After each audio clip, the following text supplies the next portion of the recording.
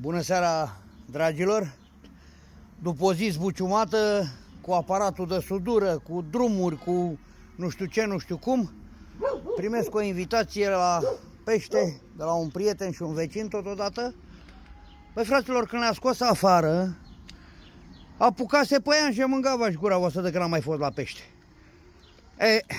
Zic că dacă tot am rezolvat cu aparatul de sudură, de bucurie, ia să trag eu o repriză de pescuit cu prietenii și vecinii și acum îmi pregătesc un pic ustensilele, cizmele de rigoare, chestii, socoteli, geamantane, paponite, plec în concediu, gata, am pus-o de mămăligă.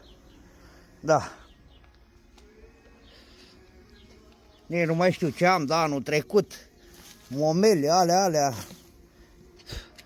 E... Așa-i când nu mai mergi 4-5 luni, 6, de la 1 noiembrie n-am mai fost la pește, dar acum am scot răcorile.